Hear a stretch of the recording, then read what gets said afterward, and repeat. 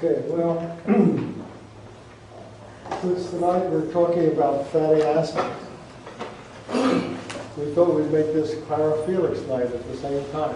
And Clara is right here. And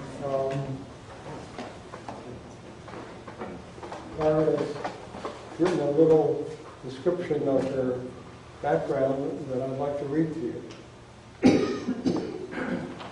It says, in 1973, after rearing 4 kids, Clara Felix became a college re-entrant, earning her bachelor's degree in nutrition science from UC Berkeley in 1977. She began publishing the Felix Letter, Commentary on Nutrition, in October 1981, her 60th birthday. And she's still doing it. So it's about 21 years now. Her heroes were Adele Davis, who challenged the medical hierarchy, declaring real healing had to start with the foods we ate, and Linus Pauling, who championed vitamin C and opposed our country's nuclear bomb proliferation.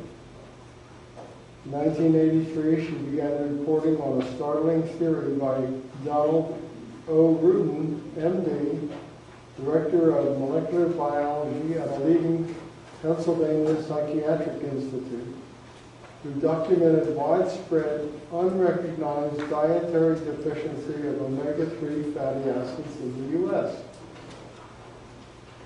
And we take that for granted now, but in those days,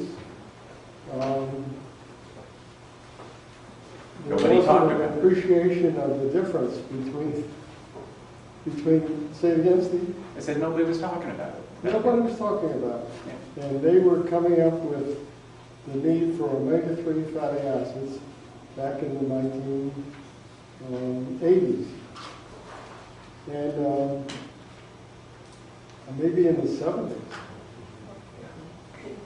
Yeah, he was writing about it in the late 70s. 70s. His His book was published, and you wrote the book in He had published before.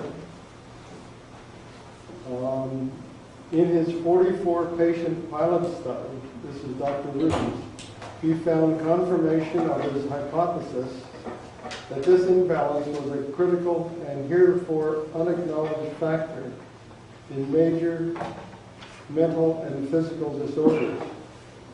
The 2 books by Rudin that she co-authored are The Omega-3 Phenomenon in 1987 and Omega-3 Oils in 1996, plus her own little booklet all about omega-3 oils in 1998, helping to make flaxseed and fish oils household words.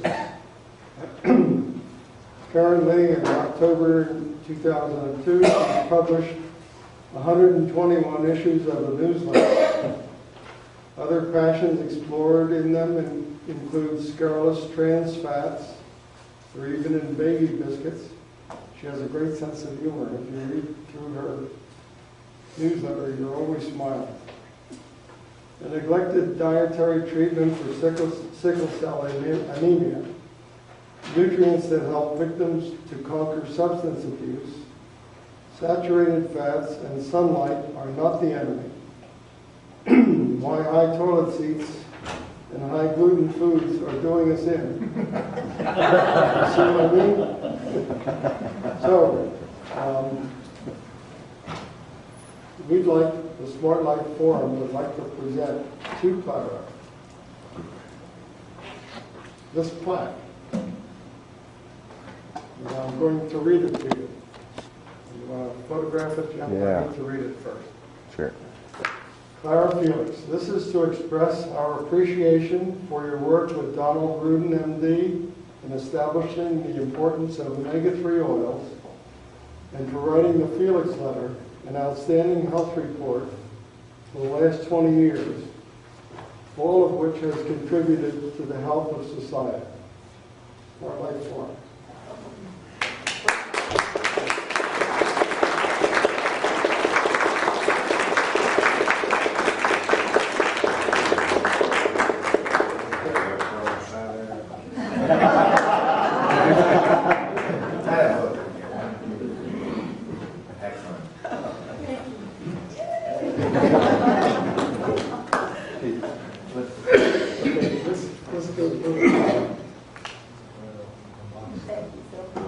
Now, before I introduce Stan, the Spotlight Forum has put out $150 in copying expenses so that you all can have a copy of Stan's work.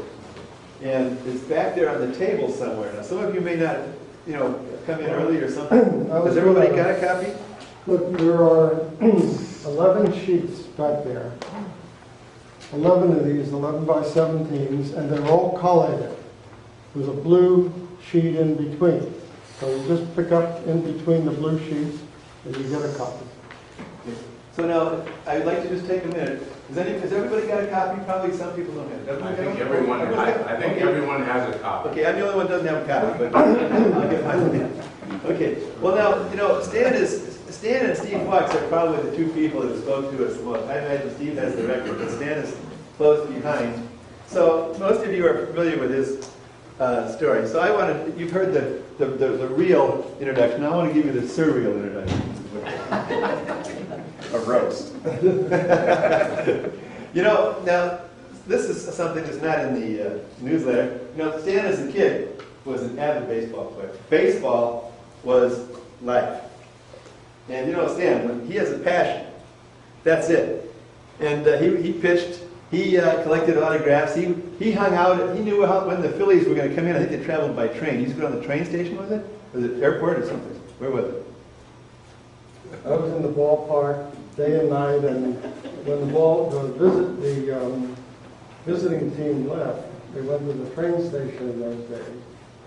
And I used to follow the train station. I wouldn't get home till 10 o'clock at night. I left 8 in the morning. I come home 10 o'clock at night, and I have all these autographs of Joe DiMaggio and everybody. And that was it. And and on top of that, he was a ball player. I mean, he played in high school. He played San Latin. And so he had a nickname. His nickname was Baseball. What else? So then he later on he got his degree in engineering, chemical engineering, and he ended up at SRI, where he published a big book, kind of giving the state of I don't know what it was, oil exploration or what it was, the oil market or what it was, but it was mainly for the industry. SRI prepared it, and they didn't have many customers, but each copy they sold for something like $50,000. No, 15,000. 15,000. 15,000. So and he was the guy in charge of that. So they called him Mr. Oil. And so that was his one of his other careers. Then now, of course, he's turned out to be one of our most avid and one of our most productive researchers, and so we call him Mr. Research. So I want to introduce today Baseball Field, Mr. Oil Field, and Mr. Research Field.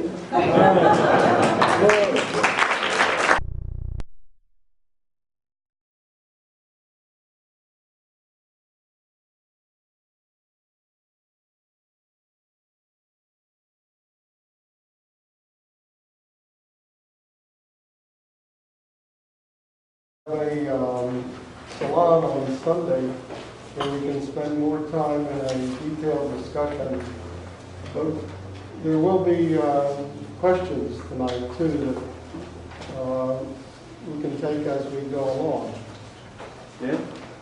I brought directions to my house. The Sunday salon to be at my house. There's directions back there. They're in the newsletter, but if you didn't get a newsletter, don't know where to find it. Please take up directions and bring a bottle of wine. And I'll provide the N-acetylcysteine, and we'll have a good time. What's the name? It's 2 to 5 on Sunday at Phil's house in Saratoga. And what's a salon? The salon, I looked it up in the dictionary just to see what it was myself. It's a meeting of highly important people. That's what it is. I said, where did the word salon come from? I think it's French. It also comes from the word room, I think. It means living room. It means that, but A casual meeting is another connotation. that's the casual meaning. Okay, yeah. This is a meeting of important people. So those that show up on Sundays will know. I'd like to just review quickly what we're going to discuss tonight. we're going to talk about names that you probably never heard, like icosanoids. Icosanoids are hormones that control all the physiological functions in your body. And they're in every cell, 100 trillion cells. They run everything.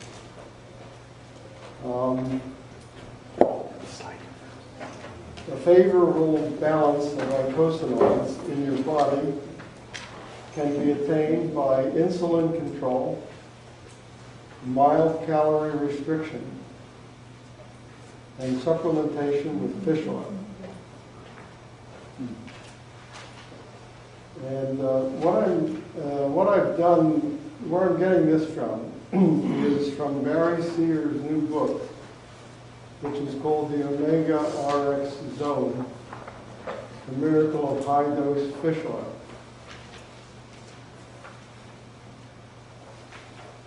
Barry Sears says aging is caused by excess insulin, excess free radicals, excess cortisol, coming from stress, and excess glycosylation, which is John's favorite subject. And what we know is that people with Alzheimer's disease have high arachidonic acid in their brain, and they have high homocysteine. We're also going to discuss vitamin A limitations in taking fish oil, because vitamin A can be toxic.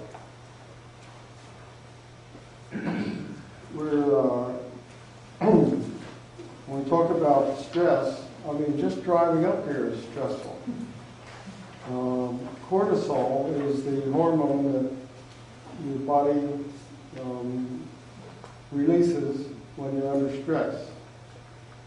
Cortisol increases insulin resistance, which increases insulin, which increases arachidonic acid. You're going to hear about arachidonic acid a lot tonight because it's one of the fatty acids in the cell membranes that causes negative things to happen in your body. One question, is insulin a single chemical formula and is arachidonic acid? Yes, A no known single chemical, chemical. with a formula to it? Yes. Controlling cortisol gives you the ability to think clearly with greater concentration, improved memory, increased calmness, the keys to creativity. Incidentally, I wrote down here, incidentally, having more technology, such as the internet, doesn't make you more intelligent. Okay, I need to tell you a story about George Burns, because laughter is associated with decreased cortisol production. George Burns goes to the doctor, and he says, I'm 80 years old, but I can only have sex once a month, he complains to the doctor. And the doctor says, at your age, that's normal. Maybe so, says Burns, but Groucho Marx is 85, and he has sex twice a week. He says he has sex twice a week. So the doctor looks at him and he says to George, okay, you say the same thing.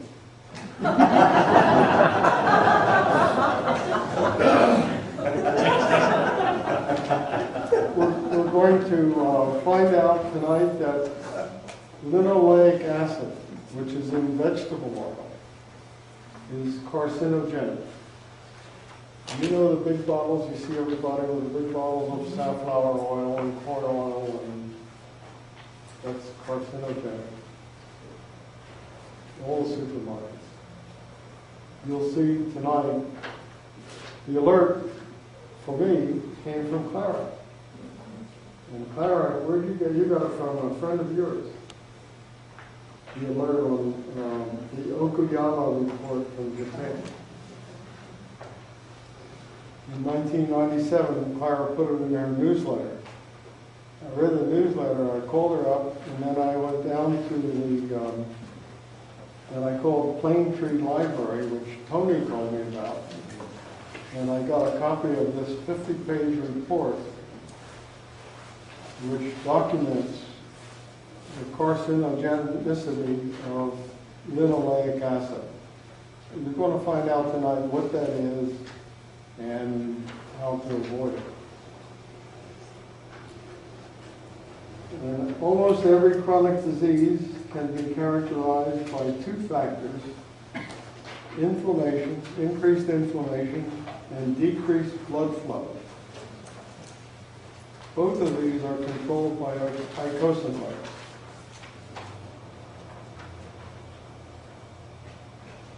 We're also going to find out why too much protein leads to cardiovascular disease and Alzheimer's disease.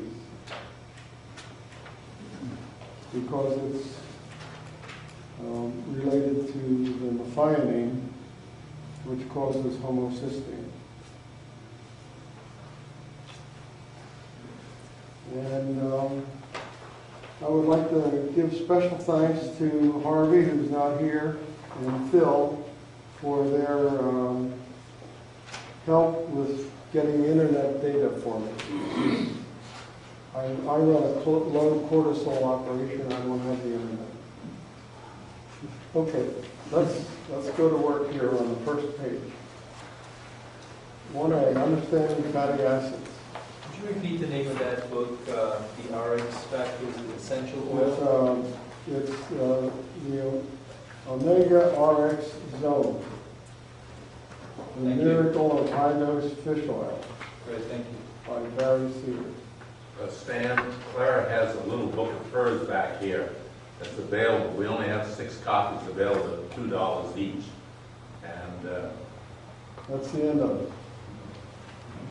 Okay, well, they're back there on these fatty acids. Clara has a little frequently asked questions on fatty acids, little booklet. So if you want a quick indoctrination, and you can't understand all this stuff, that's a help. Okay, let's look at this picture in the upper left-hand corner. And that's a cell membrane. And you'll see the cell membrane is made of, it has what's called a bilipid layer. A lipid is a fat, and it's 2 layers of fat. And when you think about a cell, the blood is water soluble running through the body, and inside the cell is water soluble. So the fat really separates the blood from the interior of the cell.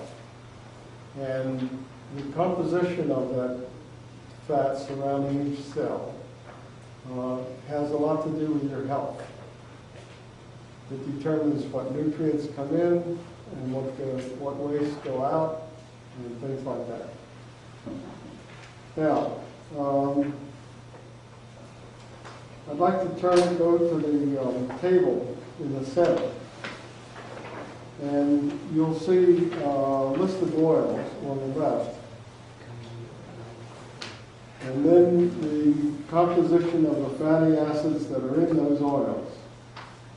Now the first column is saturated fats, saturated fatty acids. And you'll see down at the bottom a shaded area that shows beef, butter, chicken, and lard. Fats. And they're all high. Now beef fat is not healthy because it contains what? Antibiotics, hormones, pesticides that the animals are subjected to. Butter is probably has some in, but is less It's coming from the milk rather than from the animal meat. What's lard? Where does it come from? I can't hear you. It's Pig rendered fat. animal Right. fat. It's the fat from the rendering of hogs and pigs. So that's lard. Now, those fats in the old days were, people were told, were the cause of hardening of the arteries, and you should then not eat them and eat vegetable oils. So we're going to get to that story. Now there's another fat up there. Look up at the top, coconut oil is 91% saturated. And coconut oil is bad because of what? Because of nothing. It's not bad. It's good for Propaganda. propaganda, right? Propaganda. Now, coconut oil is one of the great things. It falls in the category of what's called MCT oil. You'll hear more of that. Medium chain triglycerides. And medium chain triglycerides are fats that are burned for fuel by beta oxidation. And so they're not stored in the body. They're burned for fuel, but they're burned slowly, not like sugar. Sugar is like setting the house on fire. These burn slowly, as fuel flame. Okay, next is monounsaturated. The big one there is olive oil, 76%, which is good, one of the good ones. The third column of fats is linoleic acid, which is, we're going to find out, is carcinogenic. And the big one you'll see is safflower oil, 80%. But there's corn oil up there, 59%. And walnut oil goes on. Evening primrose. Well, but you don't use the evening primrose like you use the others. They're just poured on, they're cooked. You stir fry everything in them and all that. You don't stir fry an evening primrose. Stan? Yeah. I can't remember, but they sell the safflower and the various vegetable oils that are high something acid. Which is that? You know, as the healthy. Oleic. Oleic acid, right. High oleic, oleic is the olive oil fat. High oleic. Second column. Yeah. So if they take a safflower and move it closer to an olive. I think it's marketing. I don't say propaganda. It's a marketing tool to say my safflower oil now is high oleic, and meaning that for various safflower oils, which are low in oleic, what's it? It's 10% oleic in normal. So now it's 20%. Now it's 20%. So big deal. I mean, and I can put on there high oleic. It's part of the marketing game. Forget it. Let's go to alpha-linolenic acid. You'll see is flaxseed oil is the big one, 58%. And if you go down to the last two columns, EPA and DHA are in fish oil. And cod liver oil, you see, has 10, 11. There's a fish oil, which is anchovy and sardines, which is 17 and 11. And then there's salmon oil, 18 and 12. These are the big ones. And I'm going to show you tonight some of these later. This is the anchovy fish oil. Anchovy and what? And sardines. Anchovy and sardine fish oil. It's health from the sun, ultra omega-3 fish oil, and Is it preserved with rosemary? it says molecularly distilled, independently tested to guarantee nutrition labeling and absence of PCBs, heavy metals, and other contaminants. And no vitamin A. So this is an important addition to cod liver oil to reduce vitamin A. Say it again? No, somebody's on the telephone. Oh, okay. Okay, we'll get to this one. I'm going to show you some others too, but while I was doing that, fish oil. Okay, we're, now we go to the upper right-hand corner, the fatty acid protocol that I've come up with, which is really, if you look up, it's 90% cod liver oil and 10% fish oil, with 1/10% vitamin E and 1/10% borage oil. The vitamin E is an antioxidant for the oil, and the borage oil, we'll find out what that is later. But the reason the 10% fish oil is in there is to limit vitamin A to a tolerable dose when we get to it. So what you're getting with a tablespoon of this, which is what I recommend, and I take, this is my protocol. A tablespoon gives you EPA and DHA of 1.5 grams a day of each. It gives you vitamin A of about 7,000 IUs and vitamin D of 1,200. And we'll see how that's evolved. That's the answer. We're going to get to how you get to it.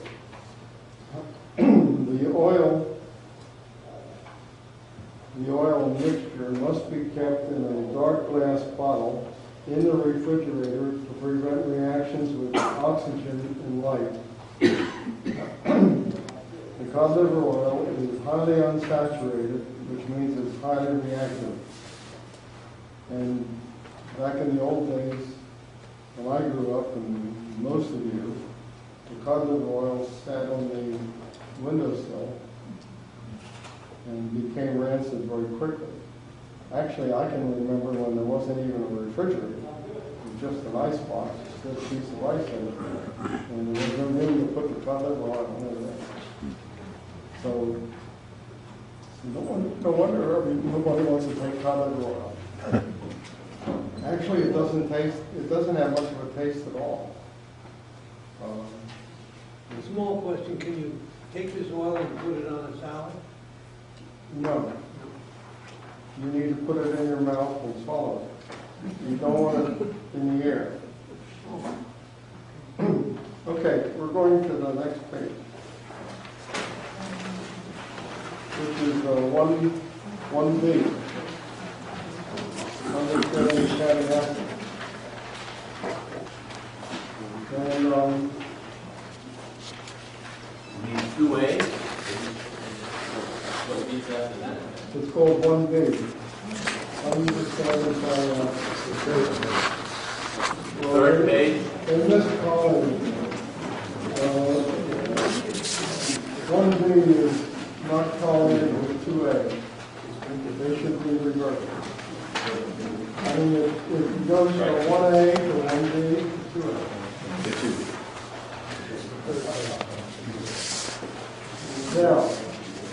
on the right-hand side,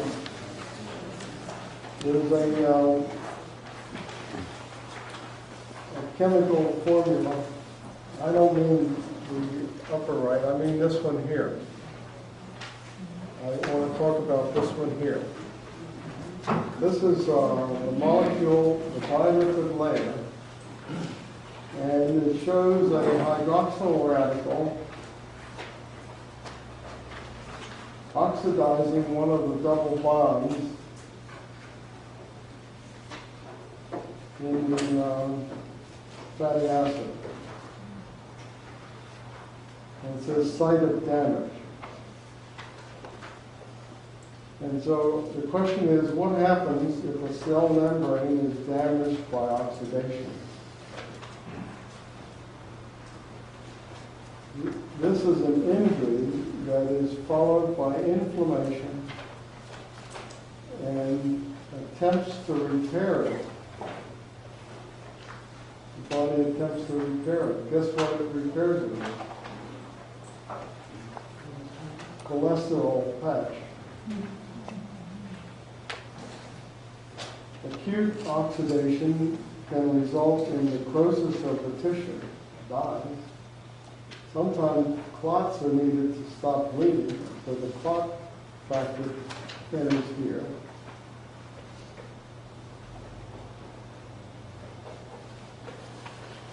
And when the vegetable oils were introduced with all the polyunsaturates, people weren't told that they needed to take antioxidants with them. They needed to take vitamin C and vitamin E, fat-soluble antioxidants, plus all the others. And when normal metabolism oxidizes the double bonds in the polyunsaturated fats, you end up with inflammation, tissue injury that the body needs to repair, which can result in blood clots as well. I would like to read this little thing on the right, neuron destruction. Neuron destruction. Excess glutamate in neurons is an excitotoxin that causes neuron death. The body tries to detoxify glutamate by conversion to glutamine. A lot of this is coming right from Steve's reports. That conversion is inhibited by mercury, which is strongly associated with Alzheimer's disease. In other words, the mercury inhibits the ability to detoxify the excess glutamate. There's an estimated 560 tons of mercury in the teeth of Americans. Now, the body uses calcium to activate neurons in response to glutamate. The detoxification of a neuron requires that calcium be pumped out. And that removal of calcium is inhibited by trans fatty acids. The excessive calcium accumulation causes neuron death and is associated with Alzheimer's disease. So, what are trans fatty acids? There's a picture of one up in the upper right-hand corner. Cis and trans. You'll see the cis is the one that's bent, and the trans is the one that's straight. And what makes it cis and trans are the hydrogens. You see the trans, the hydrogens are across from each other. It makes it trans. And then the hydrogens are on the same side as cis. Anyway, trans fatty acids, let's drop down to the bottom box on the right. Toxic fats. Trans fatty acids. Partially hydrogenated vegetable oils, or hydrogenated can only be partially vegetable oil. Contains trans fatty acids which are linked to the following effects: tumor growth and metastasis, inhibition of key enzyme reactions, low birth weight in infants, decreased testosterone in men, prostate enlargement, heart disease, raises LDL, lowers HDL, obesity, suppression of the immune system, interference with glucose transport in cells, excess glutamate, neuronal death. And here, trans fats are found in bread, cake, candies, canned soup, cereals, cookies, crackers, donuts, cheese, grocery store.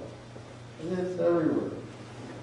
I mean, yes, Steve. I recently walked into a supermarket and actually looked for any food that didn't have trans fat in it, any baked good, and had... It's impossible. No, I found some. You found something. But I had to search and search and search, and some stores didn't have any at all, but some Yeah. stores do. And one of the products I found was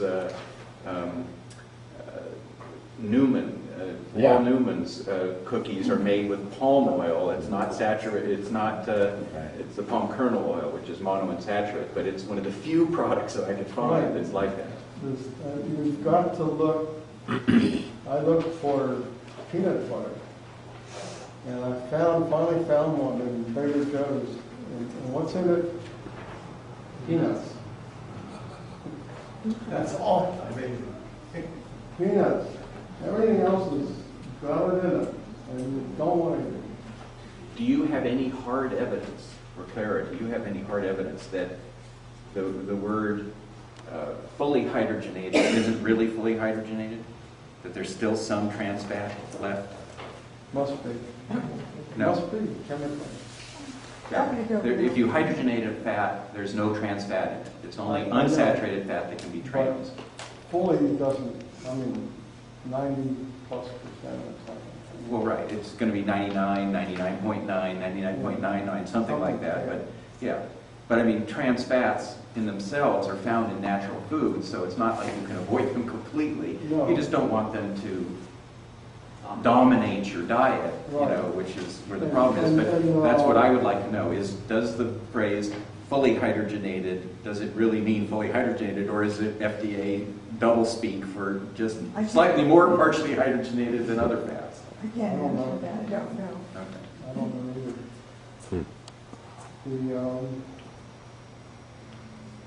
So let's leave this one. We can in the salon we can discuss more. Let's go to the next one. 2A, the biochemical system.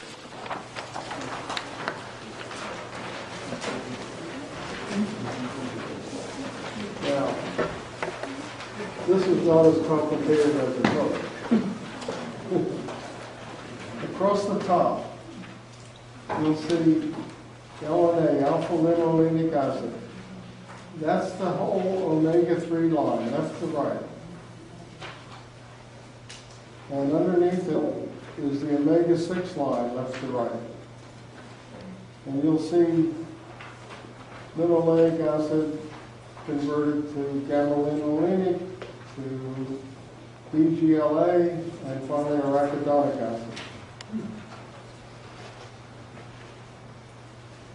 Now,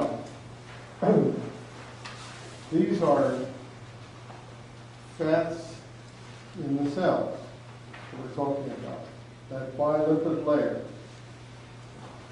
And depending on what you make is what they're made of. Let's go to arachidonic acid. I want to emphasize that one.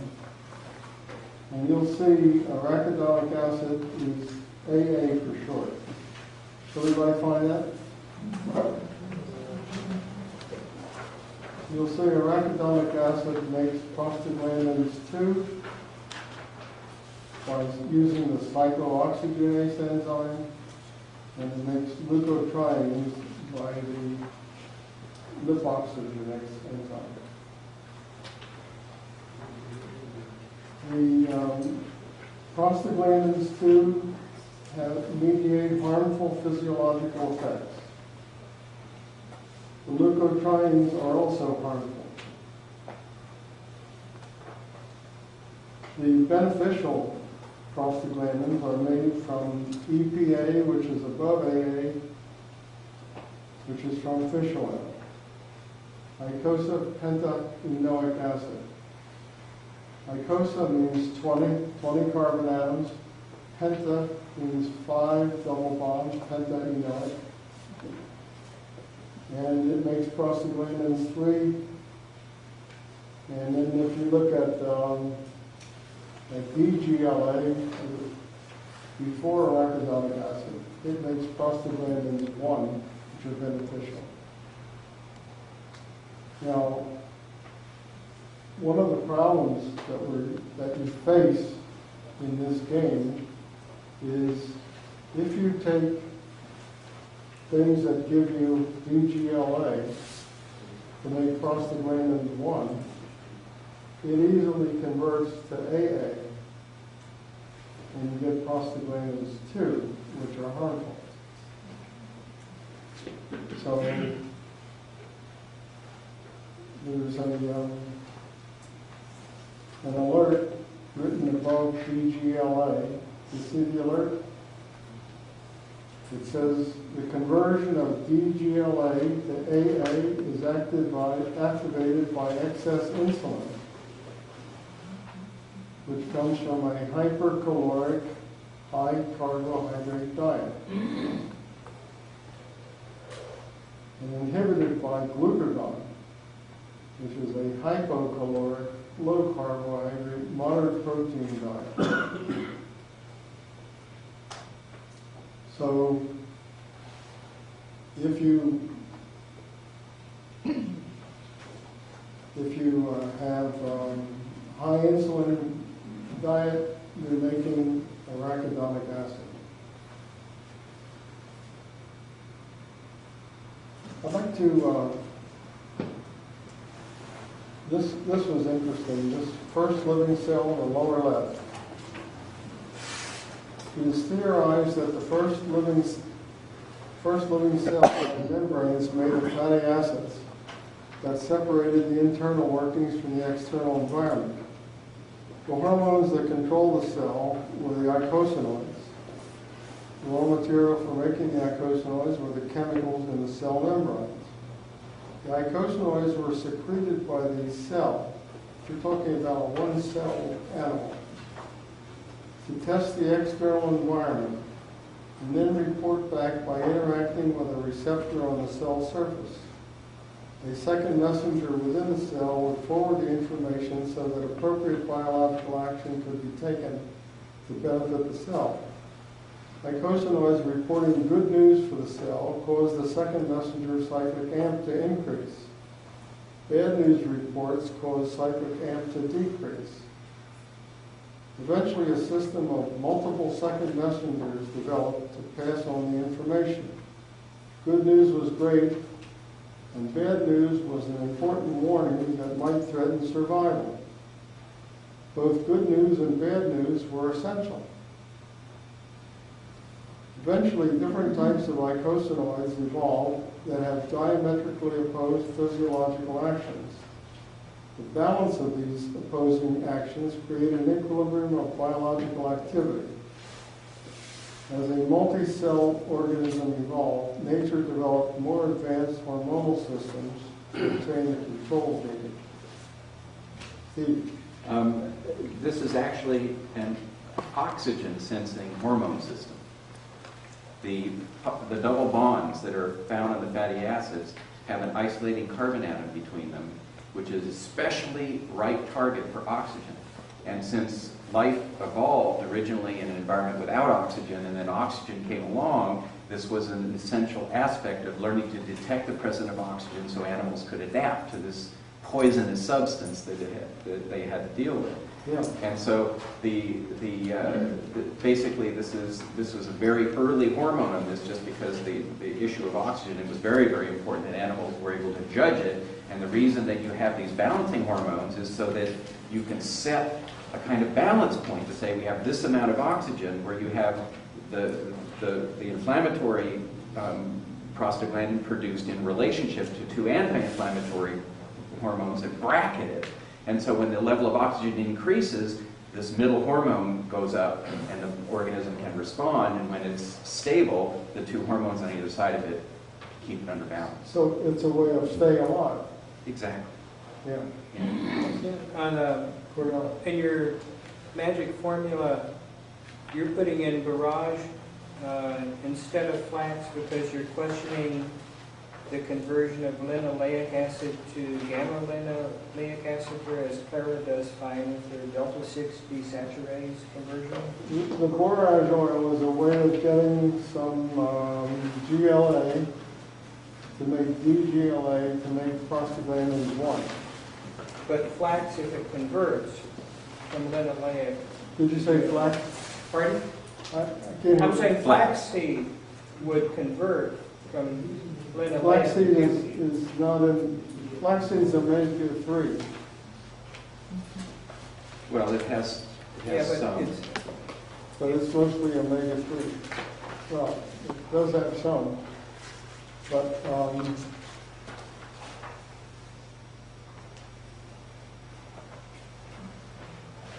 16%. Yeah. Linoleic acid. yeah, Linoleic acid. linoleic, right. But there's no GLA. The reason borage oil is look under GLA, which is the middle column. And the borage oil has 24% GLA. That's the reason it's used. And it's used in tiny amounts because, according to Barry Sears, you only need 3 milligrams a day of GLA. But my question is that you're questioning the conversion of linoleic in flaxseed to gamma linoleic. I don't know that. Right. Where's flaxseed coming into? Well, just in Clara's newsletter. To what? What have I said? Well, you promoted it. You know, you said it's a healthy oil, source of oil. I'm sorry, I don't hear. Okay, so you were saying that flaxseed was a healthy source of oils, and I'm trying to reconcile that with Stan's protocol. Oh, why there's no flaxseed oil? Right. Okay, well, you want to answer, Carl? No, you. Okay. Okay.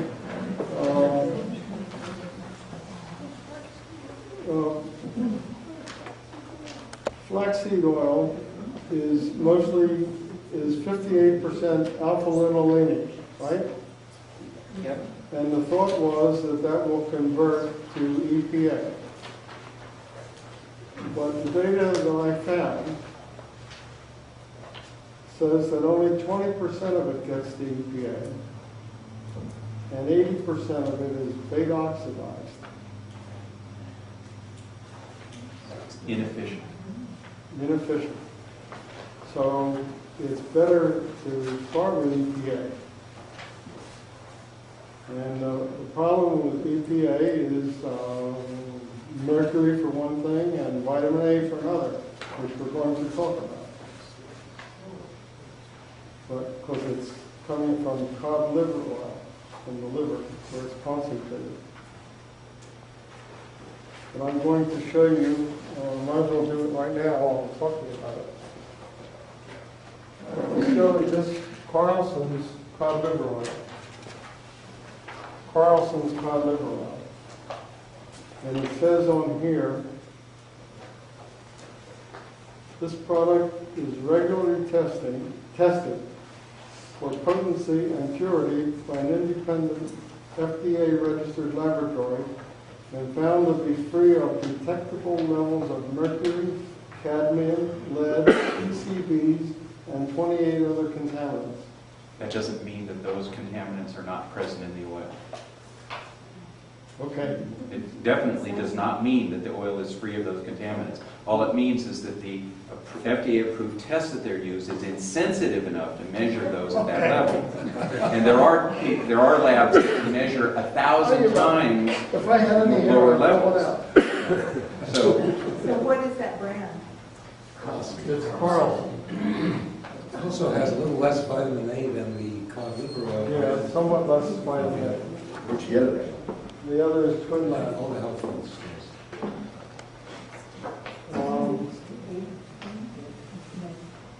Okay, Steve makes a good point. You can't trust anybody these days. And especially not the FDA.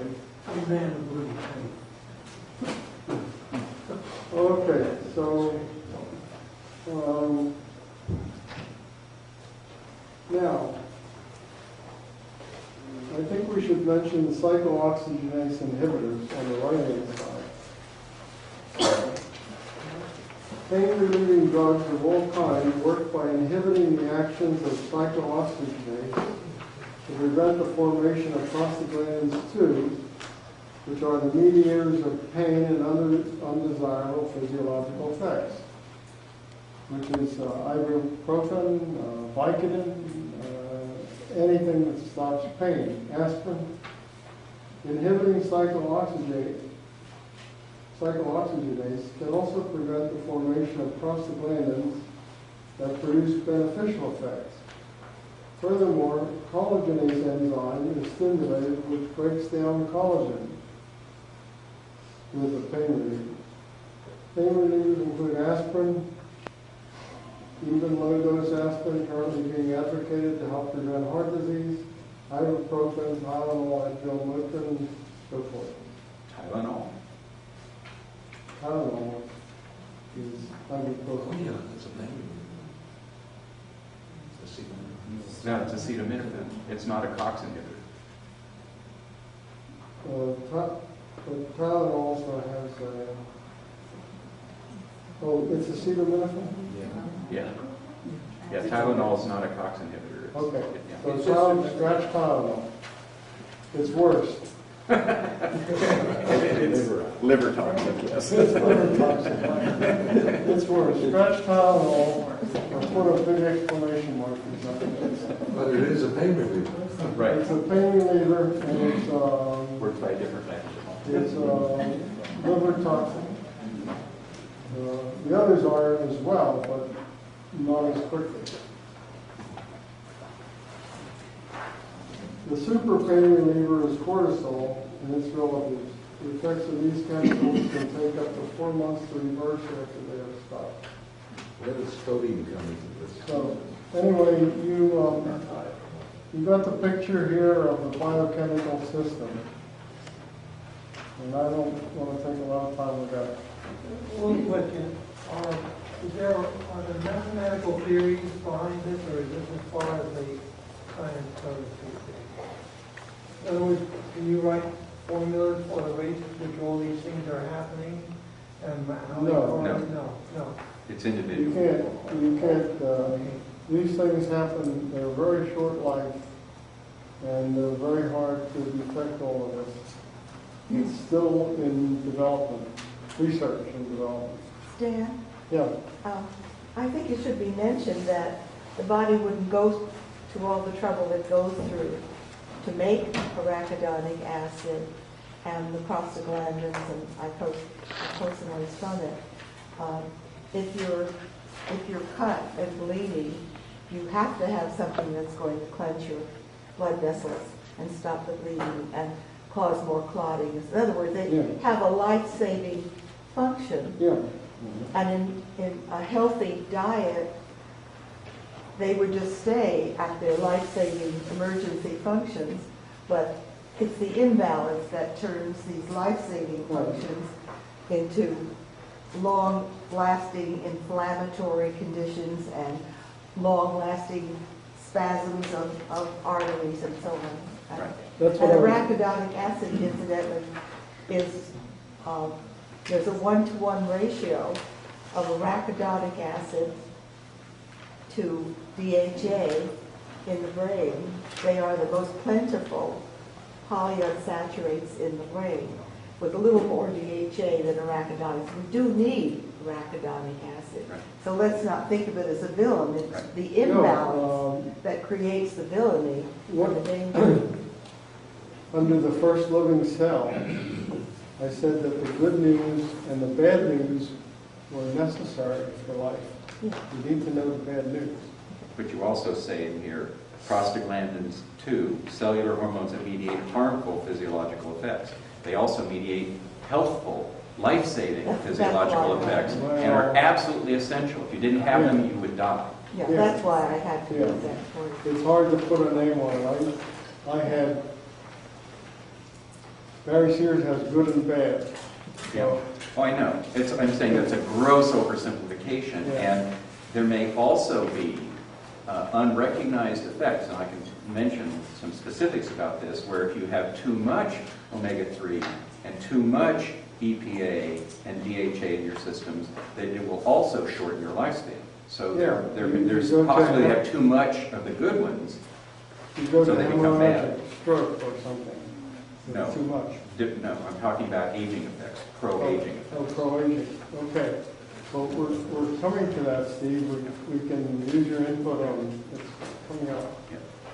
Let's go to the next page.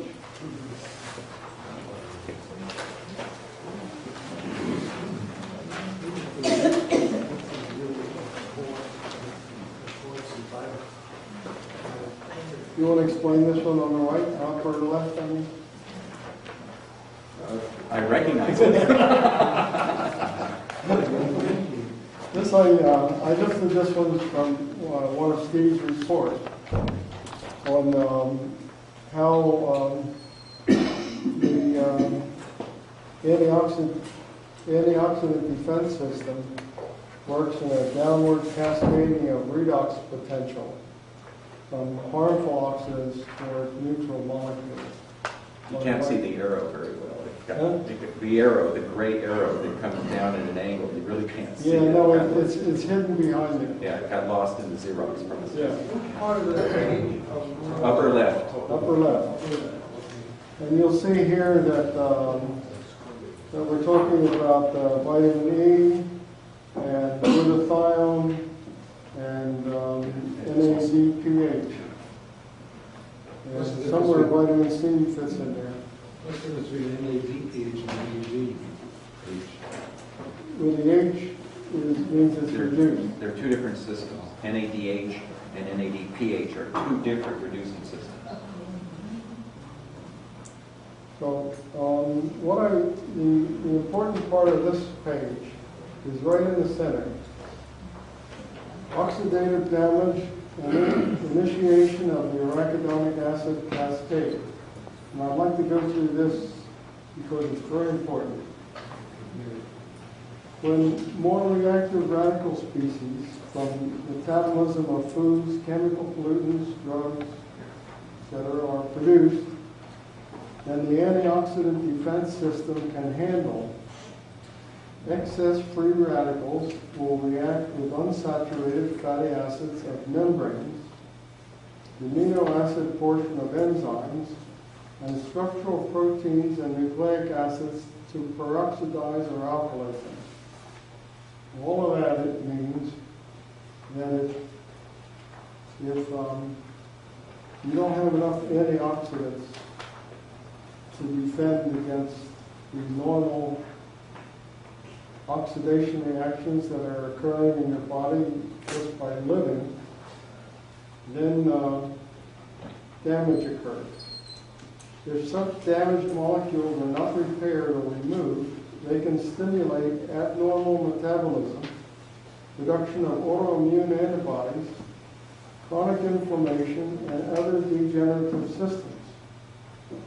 The inflammatory process occurs to minimize such damage before it can endanger life. The inflammatory response and its accompanying pain is initiated by any form of cell injury. It serves as an alarm system and it stimulates the repair of the damaged area. However, prolonged acute inflammation often causes tissue necrosis. The arachidonic acid cascade acts with other inflammatory and immune system mediators in a complex, interregulated way to mobilize an effective response to injury. phagocytes leave blood vessels adjacent to the zone of damage and travel to the inflammation site by migration toward increasing concentration of mediators released around the site of the injury. That's called chemotaxis. Upon their arrival, the phagocytes are activated by other stimuli to release oxidants, respiratory bursts to kill pathogens, and a great variety of extracellular signals can activate phospholipase enzymes and induce phospholipid breakdown in the plasma membrane of the target cell. Fatty acids are released from the membrane and are catabolized to inflammatory icosanoids, which mediate and help regulate the many processes associated with inflammation. Histamine and serotonin increase vessel permeability, which follows tissue injury. The major sources for the release are mast cells and basophilic leukocytes. The arachidonic cascade produces icosanoids that induce the release. And Life Extension had a little diagram that I took, which is on top of that. And coming various damaged parts secrete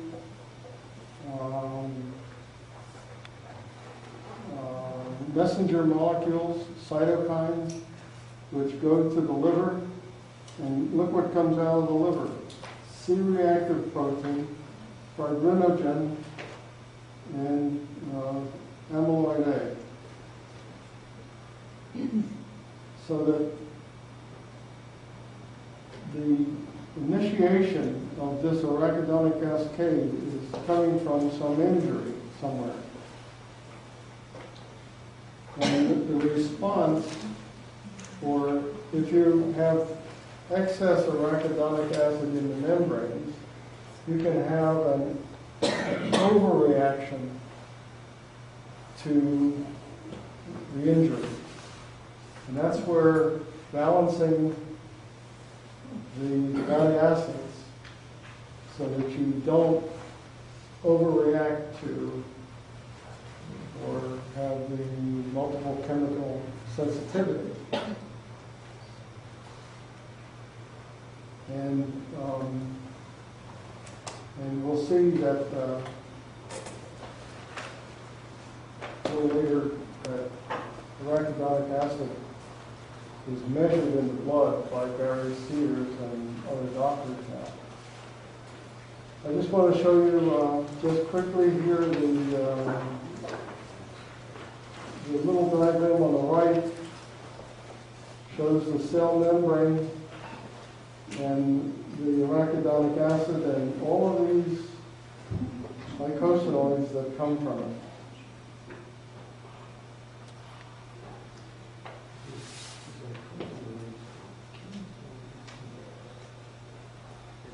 Okay, so Stan? let's go to Stan? Here. Oh.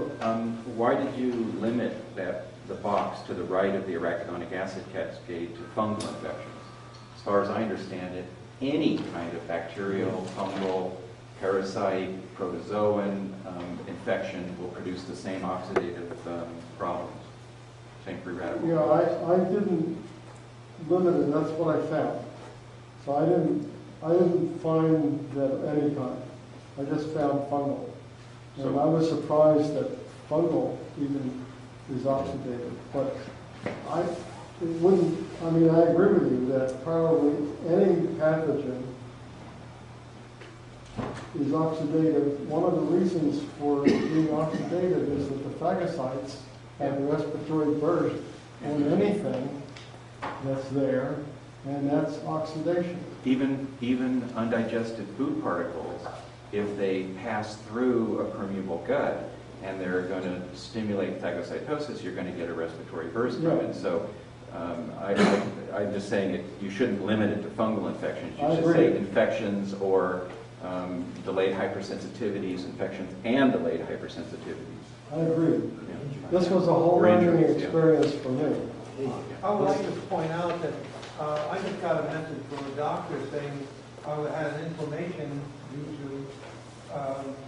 due to the fact that I was exercising. That is, your body also has a short-term inflammation from going out running 5 miles. Yeah. But that's a healthy reaction. Not necessarily. Well, okay. No, I mean, if you overdo it, you should be taking antioxidants while you're exercising, you know, there's a whole lot of stuff.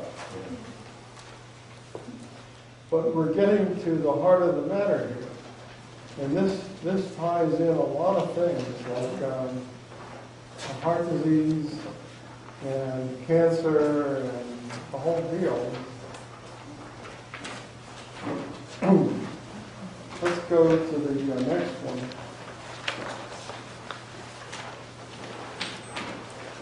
The one on the left is what Harvey sent me. I used it, but the one on the left, just look at the things on the right, the right column, right part of that diagram. Vasoconstriction, vasodilation. This is what these icosanoids are doing. Aggregation. Huh? Anti-aggregation. Yeah, declumping is anti-aggregation. It's contraction, parturition, chemotaxis. I mean, it's doing everything in your body. And this is new research being done. This was at the University of Pennsylvania. Somebody drew this diagram. If you look at the inside the diagram, you'll see a little oval that says TXS in the middle. And that goes to TXA2. That's thromboxane A2. That's one of the, and that leads to platelet aggregation to the blood clot. It's also called platelet aggravation. Aggravation, okay.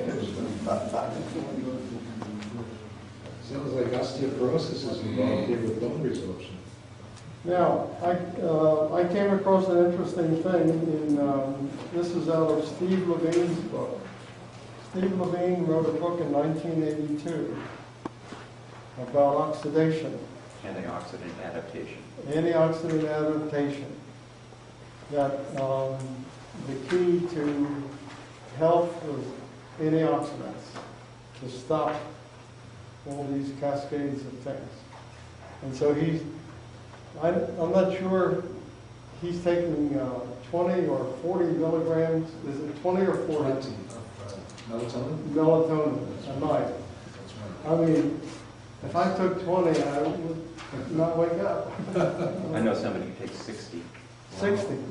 A man takes 60. Whoa.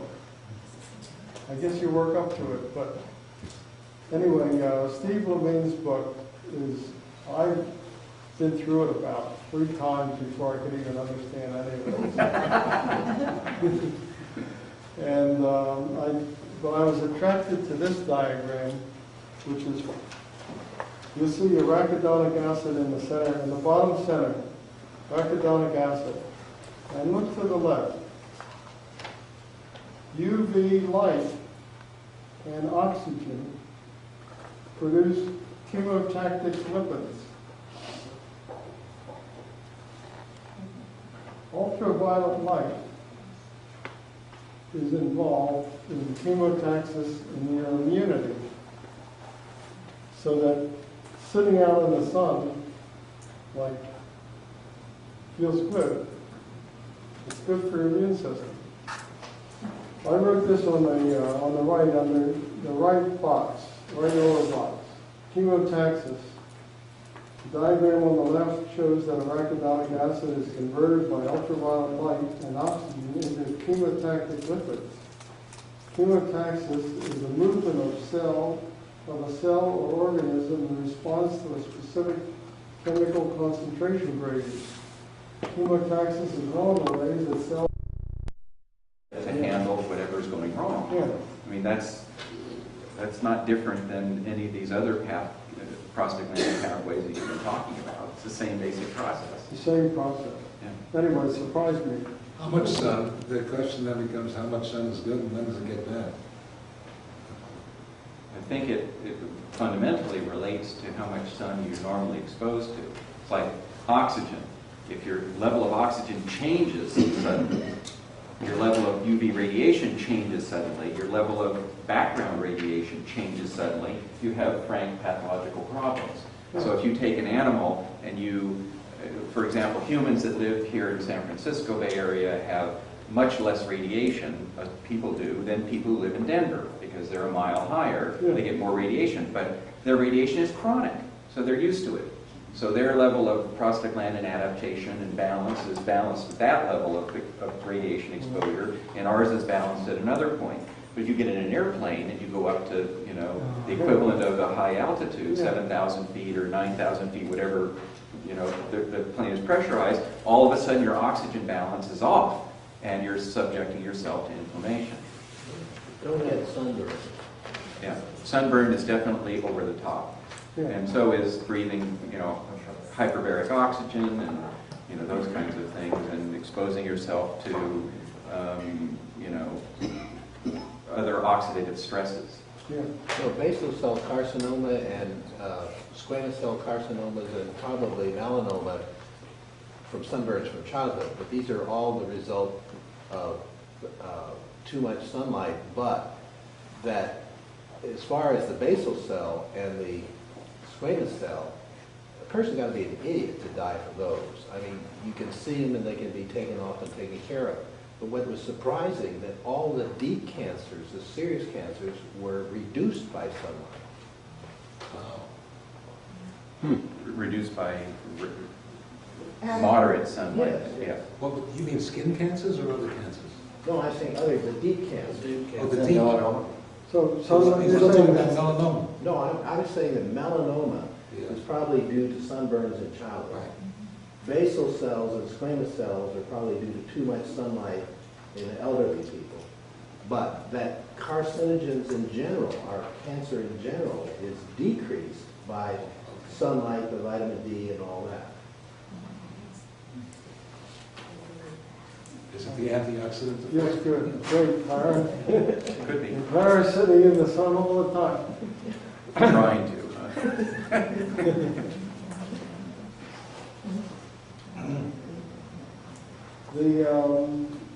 Another picture of the arachidonic acid cascade is in these, in the right center. Those little boxes are all inflammatory icosanoids.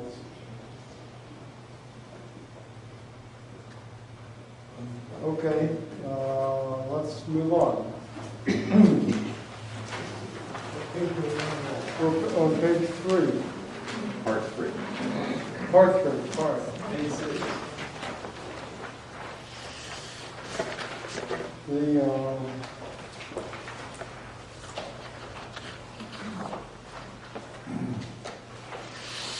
So you can see here, I won't go into this, the prostaglandins 1, 2, and 3, and leukotrienes, you can see some of the effects of them. And then there's, can't you just take an aspirin a day? And Barry here says, well, the little box in the center says, aspirin knocks out harmful icosanoids at a slightly faster rate than it knocks out the beneficial ones. If you have heart disease, it is probably a good thing to take. If you don't have heart disease, why knock out the good icosanoids? So that was my conclusion. Isn't it interesting? It goes counter to all the doctors who say to prevent heart disease, take aspirin. And To prevent dying from heart disease. It's a different issue. Barry Sears gives your personalized plan to combat heart disease, and in that plan, there's no mention of aspirin. Well, let's go to part 4, which is vitamin A. Now, this is really interesting. Just, yeah, Yeah. just wanted to Well, it's essentially fascinating to actually have the page strike me on schizophrenia and diet. That's amazing. Where's that? Upper right-hand corner, that's a fascinating thing. That's in the page we were just looking at. Oh, okay, yeah. This was from a pine tree report that I got from Horowitz. And Clara knows David Horowitz. And from his report, I got this this correlation. In the upper left-hand corner. Is it part 4? Part 3. Oh, what's the? The upper left-hand corner of part 3, that the ratio of animal fat to vegetable and fish fat was related to schizophrenia. But you said you met David Horowitz? I met him at several conferences. I know him, but he doesn't know me. Okay. Okay, we're on part 4. Now, part 4, the reason I did this was to find out about this toxicity of vitamin A, because it's limiting the amount of cod liver oil that you take. Where'd you get this graph in the center? Did you I make it made a yourself? graph in You the made it? center. Cool. A lot of the information here comes from the PDR or the nutritional supplements.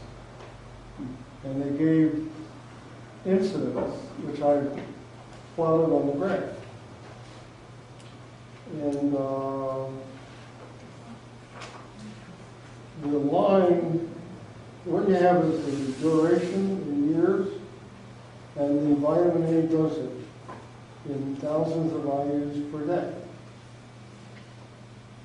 So the two important points were those I drew the line through. In other words, at 1 year, if you took 100,000 IUs of vitamin A, toxicity would appear for an adult. And for 6 years, taking 25,000, you would have the same toxicity. So that suggested that I draw this line. And then I found the other one, Arctic Explorers, up at the upper left, ingested several million IUs of vitamin A from eating polar bear or seal liver. They didn't die, and they developed all these symptoms of toxicity and eventually disappeared. Yeah, I took 1 million units of vitamin A once. A million? How long? In 1 day. For one day. 1 dose. Did you? Wow, that's a real experiment.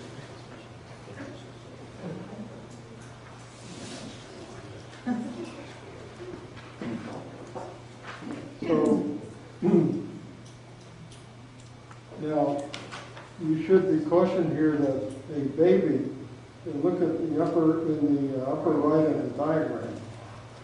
Death can occur with an 8-pound baby with 100,000 IUs, or with a 170-pound adult with 2 million. You were just under. You don't have a notice here about the teratogenic effects of vitamin A in pregnancy? It's important to mention that, just because half of the adults on the planet are women, and maybe half of those women can get pregnant, and you don't want to take more than, let's say, 7,000 or 8,000, maybe 10,000 units of vitamin A. Because of the baby. Because of the baby, yes, the fetus. The baby can't stand the vitamin A. It goes that the mother's taking. Is that? Yeah. How do we get on the subject of vitamin A? I missed it. Is it because vitamin A comes from fish oil? It limits the amount. I mean, what's put it on the page? No, it's in cod liver oil. Big. Vitamin A is in cod liver oil. And the question is how much cod liver oil can you take Okay, I see, okay. and not be toxic? Okay. How much is in the teeth? You go back to my protocol, I concluded that I wanted to take about 15,000, here it is right here, in the right center. The fish oil gives you 6,800. Life Extension multivitamin, vitamin A gives you 5,000. Beta carotene is 15,000 divided by 6, which is 2,500. This is an equivalent vitamin A retinol units. And Life Extension lycopene, which is for the prostate, is 25,000 divided by 12 is 2,100 of retinol units. But that's not a vitamin A, is it? That doesn't convert to vitamin A, does it? Lycopene. It's equivalent, it's a carotene. Right, but it doesn't convert, it's not a carotene, it's a carotenoid, not a carotene. Yeah, it doesn't convert to Okay. A. It doesn't convert? And as far as I understand, beta carotene does not convert to A unless the A level is low. So if you're taking a supplement vitamin A, your beta carotene is not, none of it's going to convert. It's pretty clear in the book that that's why they rate beta carotene to divide by 6. Because it's only equivalent to 1/6 of the retinol on average. But if you give beta carotene to somebody who's vitamin A deficient, you may get much more than a 6. You may get a third or a half or And that, 100% what you're saying is conversion. in the upper left. The chemistry in the upper left. Is beta carotene is really a dimer of retinol. And that can convert to retinol. Right, but beta carotene dioxygenase, which is the gatekeeper of that process, is influenced by the level of vitamin A, so it's feedback regulated. Yeah, right. So if you have lots of vitamin A, your beta carotene dioxygenase level will plummet. But you need some kind of general rules here to make a calculation. Yeah, but what I'm saying is your calculation here is assuming that you're taking fish oil and you've got 6,800 units of vitamin D. That's going to completely suppress beta carotene It's conversion. going to suppress, I don't know, okay. Dramatically I would suppress argue it. with it, I don't. But you're not getting that much vitamin D in fish oil. Vitamin A. The two main things here are you're getting vitamin A 5,000 from Life Extension multivitamin, and you're getting 7,000 from fish oil. So you're getting at least 12,000. Yeah, I think if you have And- 5,000 will suppress beta carotene conversion of vitamin A. Virtually completely. I wouldn't be surprised. I mean, that's what I understood, is You need- even 3,500 If you build the suppresses. concentration of retinol, you will suppress the conversion. That's the way the body works. You know, having given every patient that will take it, cod liver oil for 32 years, I have to tell you that I think that this vitamin A toxicity mostly is that the other doctors would want to have to say something against vitamins, and this is one that's indisputable that is in their minds. I tell you, in all this time, I have never seen a case of vitamin A toxicity. And I warn patients, if they did get vitamin A, and there's a biochemical individuality thing here, and the sicker you are, probably the more your body burns up before you would become toxic on it. But I always warn patients that if you're worried about vitamin A toxicity, first thing it starts is giving you a low-grade headache. Then you start feeling blah.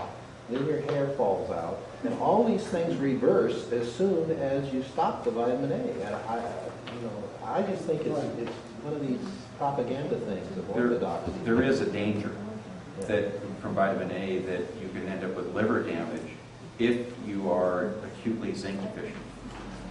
That the liver's ability to dump the vitamin A, which causes the hair to fall out and the cracks in the in your skin and that kind of stuff. It depends upon the adequate levels of zinc.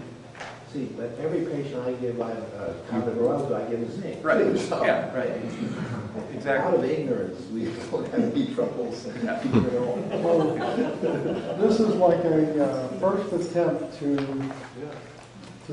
get it all together, to make some sense of the data. I should mention that I heard, a lecturer on nutrition, I'm not saying he's right, but he was talking to ACAM doctors, saying that if you give over 10 to 15,000 vitamin A, they can get spinal stenosis.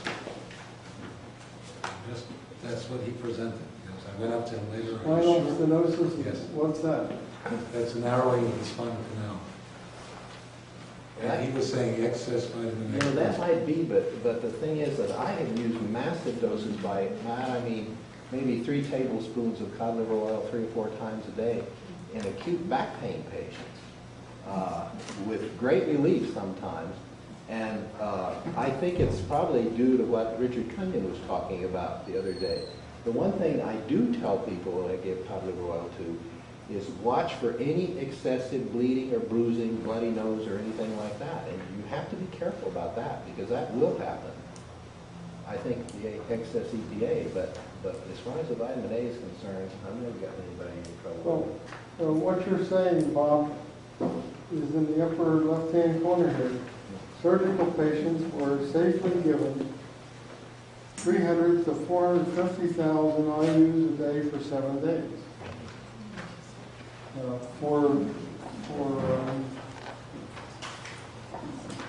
To improve their health. Well, why do you think? So that fits up that in with the spectrum. Yeah.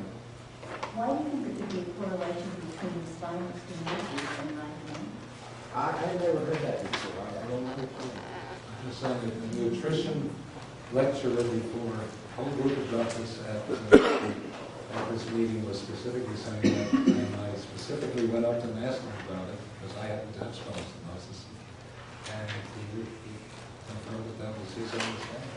That's good. Thank you. Look up. Now, is it in developing children or in adults? And adults. Well, I don't know, whether over what period of time it would cause it. It's not something that happens instantly. Phil? I think in Stahl's book, what's the name of Stahl's book? Do you remember the one that the psychiatrist at Harvard that just came out with a book on omega-3 for depression and manic depression especially? Anyway, in his book, I think his protocol is like 3 tablespoons of omega-3, or 3 tablespoons of cod liver oil a day. Now, is your reason for just kind of recommending 1 because you were concerned about the vitamin A toxicity problem? Yes. Okay, so now that, No, would you reconsider going to 2 then? A tablespoon is far out, according to other people who are taking a teaspoon. I know.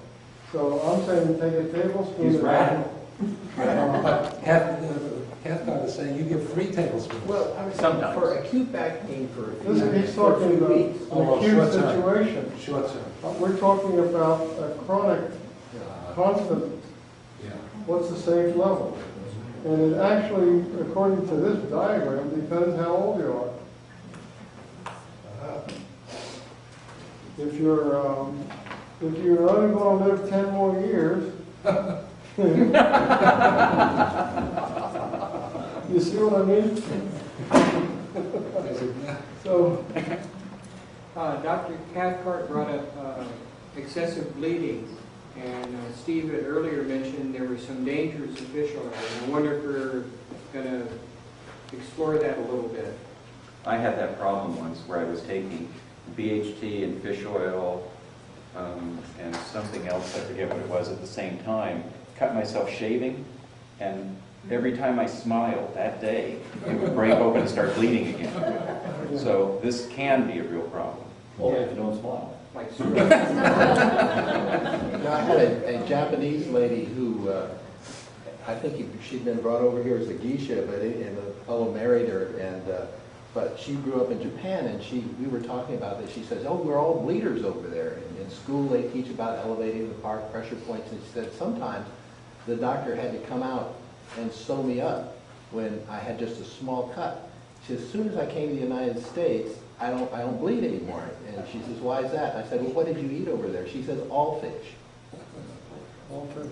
Yeah. So the Japanese bleed in Japan, but not in the United States. Interesting. Well, Shouldn't I'd rather bleed in Japan. it be mentioned that cod liver oil has a lot more A than fish oil? And the other fish oil is cod liver is the liver that produces the vitamin A. Yeah, right. And the other fish oil has very little. Okay, the other thing I want to mention is this little diagram on the right, lower right, which balances linoleic acid in fish oil and vitamin A in cod liver oil. The more cod liver oil you have, the more vitamin A you have. And linoleic acid goes up with more fish oil. What page do you want to stand? Part 4. Part 4, bottom right. Okay, all right. Sorry. The fish oil, if you go back to the first page, page 1. Fish oil has 10% linoleic acid in it. Cod liver oil has 2%.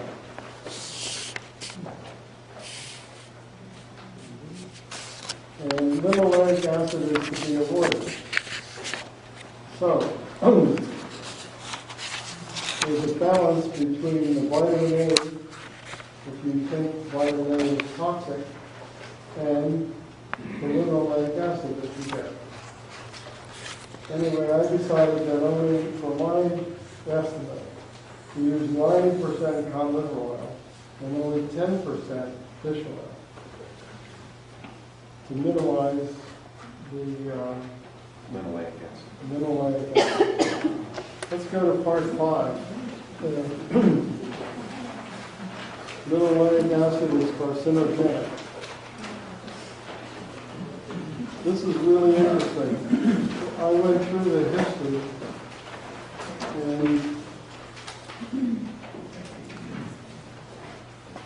the two titles of the two boxes are Vegetable Oils, A Disaster in America Provides Epidemiological Evidence Uncovered by Japanese Research. And the other one is A Disaster in Japan Leads to the Discovery that Linoleic Acid is carcinogenic. And the stories are here. I think it's worthwhile to read through these because I'll do it quickly. After World War II, grain production in the United States rapidly increased because of greatly increased farm productivity brought about by mechanization, fertilizers, and pesticides. Within a relatively short time, grain production exceeded demand in the United States. Oils were removed from the excess grains, and the residual mash was fed to cattle. The intake of cattle meat and vegetable oils rose dramatically as hamburger shops and grocery store oils proliferated. Nutritionists and healthcare professionals encouraged the public to eat vegetable oils because they contain essential fatty acid, especially linoleic acid. The growth of railroads and the development of refrigerated railroad cars allowed beef to be shipped to every part of the nation. You could now get a hamburger, 80% fat and very high in calories, French fries, boiled in toxic peroxidized oil and soaked into the potatoes, and a soft drink high in phosphoric acid that required calcium for the bones to neutralize, and very high in sugar whose main effect was to raise insulin levels, the conversion of linoleic acid to excess arachidonic acid. Whenever you felt the slightest bit of hunger. The convenience of fast food combined with high chronic stress and acquiring wealth and things have been major factors led to the current epidemic of obesity in America. At the same time, vegetable oils sold in grocery stores were treated with hydrogen to reduce rancidity and gum formation and increase shelf life. The oils were crystal clear in plastic bottles that oozed epigenetic and stayed that way. Full hydrogenation produced solid saturated fats such as Crisco. Okay, intermediate hydrogenation produced a semi-solid fat that was called margarine that could be used as a butter substitute. The vegetable oil industry did an excellent job of chemical engineering, but whose responsibility was it to test the physiological effects of these old oils? Within a few decades, heart attacks and other heart diseases became epidemic. Medical research identified saturated fats in food and cholesterol in arteries as the main nutritional factors causing heart disease. Polyunsaturated oils were found to lower blood pressure and reduce cholesterol in heart problem patients. Polyunsaturated vegetable oils were led by safflower oil, which has the highest concentration of polyunsaturates. It was rapidly swept off grocery store shelves and fed to the mouths of everyone in America. Thereafter, margarine was endorsed by the American Heart Association as heart-healthy substitute for butter. Margarine contained partially hydrogenated fats called trans fatty acids, which were later to be found to be insidiously unhealthy. Medical researchers, doctors, and nutritionists were completely unaware of the unintended detrimental consequences of a diet high in omega-6 oils, mostly vegetable oils and trans fatty acids. Subsequently, Japanese research reported in the 1990s uncovered facts that proved that linoleic acid was not only carcinogenic, but also a major risk factor for cardiovascular and cerebrovascular diseases and for allergic hyperreactivity. Let's go over to the Japanese story. Since the 1950s, Japan has experienced rapidly rising mortality from American-type cancers.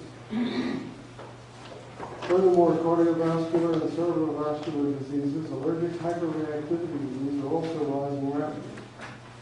Through extensive and detailed research, the main cause for these diseases is attributed to the relatively rapid switch to the use of vegetable oils instead of fish oils as a result of a catastrophic disregard for the sanctity of the ocean environment, the source of sea life used as food. In the 1950s, a chemical plant in Minamata, Japan, continuously discharged large amounts of waste mercury, methyl mercury compounds into Minamata Bay. The passage of mercury through the aquatic food chain led to human deaths, following the consumption of fish that lived in the bay. Infants were born with severe mental retardation in the absence of limbs. Concentration of mercury in this fish reached levels as high as 36 parts per million. The average mercury content of water-tracked canned tuna in the United States in 1990 was 0.2 parts per million as methyl mercury. Elemental mercury is poorly absorbed from the gastrointestinal tract. However, metallic mercury vapor is extremely dangerous. It is readily absorbed through the skin and by inhalation.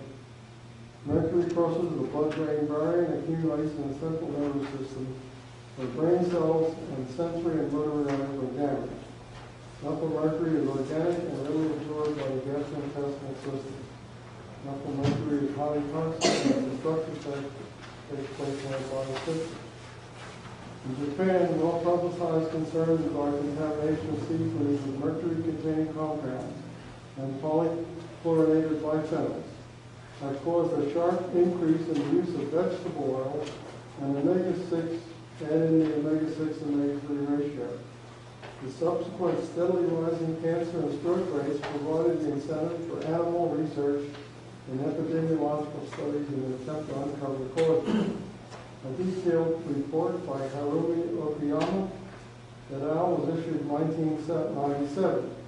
Also in 1997, Clara Felix promptly alerted subscribers to the importance of the Okayama report. The report contained shocking evidence that excess omega-6 oil, linoleic acid, and metabolite arachidonic acid are prominent causes of the affliction in Japan, the United States, and the rest of the West world.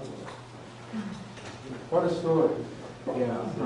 Why do you pick on linoleic acid when the entire family of related fatty acids that are found in vegetable oils may be contributory just to an equal amount or even greater amount? The Japanese research picks on it. and they pick on it with these diagrams up in the upper left. Let's look in the second one down. Giving mice dimethylbenzanthrosane, which is highly carcinogenic, is the number of tumors that they get is related. I think you've misunderstood my question. I mean, the fact that linoleic acid is carcinogenic is not what I'm questioning. What I'm questioning is that only linoleic acid is carcinogenic. I would suspect that the linoleic precursors, subsequent ones, arachidonic acid, if they did the same test, would find exactly the same results. Could be. Yes. Could be. Arachidonic acid is a carcinogen. There's not enough data for that. So I think it's better, instead of picking on linoleic acid, to say vegetable oils, temperate vegetable oils are carcinogenic. Well, the reason I pick on this is because it's substantiated in this 50-page report. And it says linoleic acid. And I'm not trying to second guess their research. This is the results of their research. Okay. That's I think that if they do a study where they look at the omega-6 precursors up to arachidonic acid, that you'll find when they do that research that they all will be carcinogenic, and that the carcinogenic activity will increase the closer they get to arachidonic acid. I wouldn't be surprised, yeah, because I think it's all related to arachidonic acid. The graph, the second one down, shows that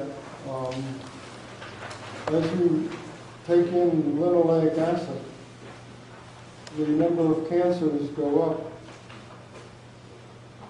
And if you increase the time, there's more cancers 25 weeks after 20 weeks compared to 20 weeks. And Japan in 1955 is at 2% linoleic intake. 1985 they're at 6. And what's not on there is the U.S., which I put on subsequently. It's at 8. So the U.S. is at some kind of a saturation on the curve. Yeah. We're consuming our own oils, the oils that are grown in our own country, and they're giving us cancer. That's what I was trying to give with the history. Yeah. The history of doing it. And so the other one up top is comparison of Greenland, Japan, and the United States on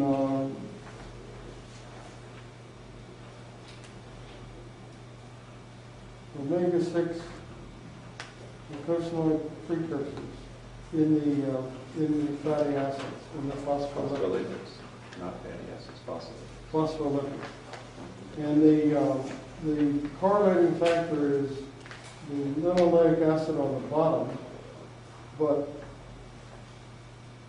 in Greenland there's a 4% intake of omega-3 of fish oil.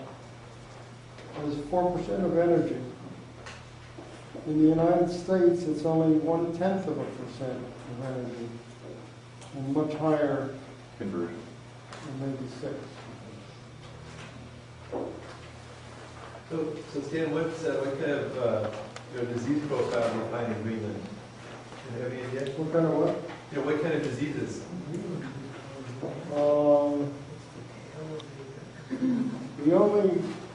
The main thing, they don't die of heart disease. They do die of hemorrhagic stroke, having too much fish oil. Interesting. But they don't die of arteriosclerosis. And probably less cancer too, right? Huh? And probably less cancer too. I don't know about the cancer part. I missed the mechanism for fish oil causing the bleeding. How does the fish oil cause the bleeding? Anti-clotting. Reduces the clotting. Okay. And coagulation of the... And coagulation, clotting and coagulation. That's the icosanoids in action. That's what the ecosanoids. EPA and DHA specifically, Yeah. in excess, yeah. Okay, we've got, let's go to the next one. 6A, we've got 6A, 6B, and 7. And we've done it. Now, 6A, you remember the conversion to arachidonic acid is a function of insulin.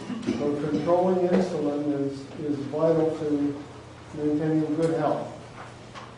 And what I want to call your attention to here is the little box in the center, upper center. It says insulin can be controlled by reducing glycemic load.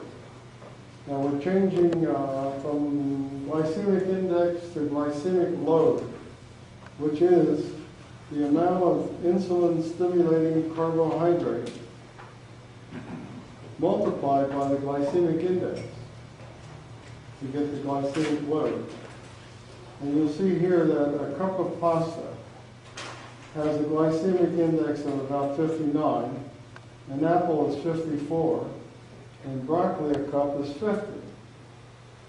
But the amount of insulin-stimulating carbohydrate is vastly different, so that the glycemic load for a cup of pasta is 2,200, an apple is 900, and a cup of broccoli is only 150. And this is how to control insulin. And, pasta. So, Stephen, well, are you saying that the insulin does more than bind to the glucose? And because it goes out of your blood so quickly, and your body is going to produce the precise amount that it needs for that carbohydrate. So what does insulin what I'm do? saying is excess insulin is a factor causing many diseases. But you wouldn't have excess unless Yes, you you have do. diabetes or something. No, it's insulin resistance. If you overconsume carbohydrate, your insulin levels will creep up and up and up and up and up until the point where you get diabetes. It's like like a crash. long period of time. Right. Yeah, you go through a phase of hypoglycemia and then go Yeah, you can. Or you can just go right Not into only that, diabetes. but you're cycling around every day. You're totally unstable. You're cycling like this. That's why the body releases insulin to take care of it. But that's why the body releases insulin, because your glucose goes up and down. Right, but it becomes ineffective. It loses its ability to facilitate the transport of glucose into the cells where it can be burned. So as you become insulin resistant, you become less and less efficient at burning glucose as a fuel for your body. But that's like saying that eating sugar causes diabetes. It does. It does. Eating pasta causes diabetes. No, more overeating sugar and pasta. That's the issue. Not so much eating it, it's overeating it. In over a long period of time, you're saying like. Well, Oh, no, depends on your calorie. your 6 months is enough to dramatically change your insulin resistance if you overeat carbohydrate. Will it go back again somehow, or is that it for the rest of your life? No, it can be reversed. That's what he's talking about with the control of the glucose or the glycemic load. If you change your percentage diet, you stop over consuming carbohydrates, you can reverse it. But it's not just that simple. There are complications. There's a massive epidemic of obesity in this country is caused by sugar and carbohydrate. And the reason is that fats and proteins are digested slowly. They turn into glucose slowly and don't raise the blood sugar very much. And most of it is burned up as energy. Whereas carbohydrate and sugar raises the blood sugar rapidly because it's digested rapidly. The body secretes insulin, which drives the sugar into the cells as fat. And so this has been a lot of nonsense about fat and obesity. Right. I think you'll also find that fat decreases the body's sensitivity to insulin directly. And so The combination too of them is bad, yes. But if you eat fat without the excess carbohydrate, it's a different effect. is, we have to, So eating fatty desserts like cheesecake is completely different than eating fat without sugar. Tell you what, let's kind of hold down the comments and questions just for the last part here, so Stan can wind it up. We're going to finish it up in 10 minutes, that's 10 o'clock, that's probably about brain overload, right? okay, we're going to the lower right of this 6A is the USDA food pyramid.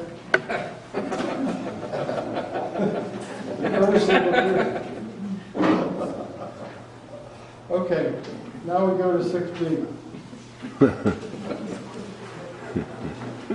Don't follow the pyramid if you value your life, in other words. 6B is about controlling insulin again. And what I want to get to here is you can look at all the obesity and all the data, but I want to get to the lower right table. This is historic blood tests of myself. The only data I had. You'll see that following the zone, I dropped from 183 down to 162. Then I had a hip replacement and went up a few pounds. 4 pounds. Yeah, I mean, no exercise. But look at what's important is triglycerides to HDL, which is a surrogate for insulin. It goes from 3 down to 1. Insulin resistance going in the other direction. Yeah, insulin resistance going the other way. But look down at the bottom, homocysteine, very high. And I'll tell you what I concluded about that. Incidentally, look in the very center of in the center table, you'll see the ratio of AA to EPA for different diseases. Attention deficit disorder. This is the ratio of AA to EPA in the... Is that 23 or 2.3? 23. It's just the Type program. 23, Alzheimer's 12, multiple sclerosis 7, and the health charge is 1 to 2.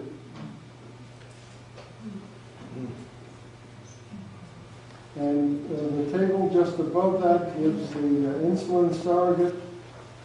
Healthy is around 1, and AA, the EPA in the 1 to 2 range. And that's being measured on a regular basis now, I'm told. What is AA? Arachidonic acid. Now, is this in tissue or in diet? This is in the blood. Blood. This is in the actually in the plasma serum. Oh, it's not dietary. No, it's serum. Serum. Now let's go one more to the next page. Oh, yeah, that's Next page. I want to bring this to your attention. My high homocysteine forced me into this. This is the homocysteine cycle, but what I want to show you is in the box on the left, big box, too much protein can lead to cardiovascular disease and Alzheimer's disease. Now they go through the homocysteine theory, in the PDR for nutritional supplements. The World Health Organization says that a person of my weight should have 1,000 milligrams a day of methionine. And beyond that is excessive. So if you believe the homocysteine theory, which is related to Alzheimer's and arteriosclerosis, a half a pound of fish has 1,200. And I could eat a half a pound of fish a couple times a day. I mean, a quarter pound of cottage cheese, 500. Look at 2 eggs. I was eating because of the hip replacement. I wanted protein. I was eating 2 eggs a day and a half a pound fish. We're talking about the eggs with the egg yolks. No, there's no wonder the homocysteine didn't come down. Even though I was using all the detox chemicals to detox homocysteine, the methionine was too great to detoxify. So that's what I'm working on now. Were you doing trimethylglycine too? Oh yeah, 2,000 of trimethylglycine and B6, B12, folic acid, and also choline, trimethyl aminoethanol. Yeah. How much folic acid? Folic acid, I was using 3,800s, 308 micrograms, is 2.4 milligrams. There's a particular problem with folic acid that is not considered in, I've seen in any medical practice, even in a lot of research studies, with the exception of the research into Down syndrome. It's called folic acid trapping.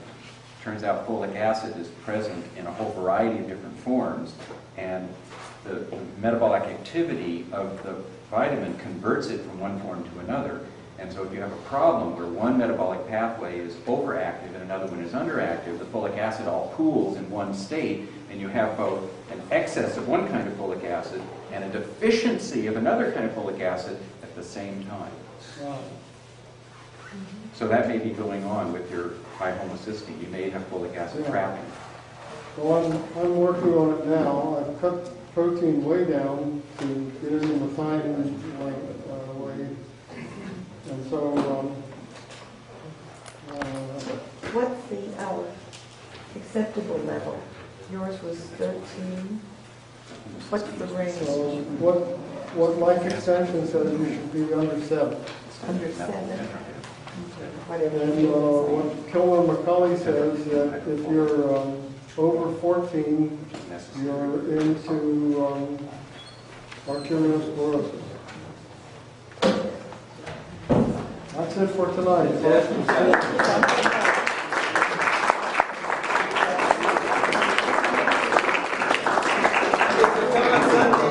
And we can talk about this stuff and whatever else you want to talk about. And if you want to bring some wine, I'm serious. I'll provide the N-acetylcysteine, which makes sure. Now, how many people know what he's talking about with N-acetylcysteine? Irritation of your tissue. So this would be hangovers, the dehydration effects, We can talk about that too. We can put it to the test.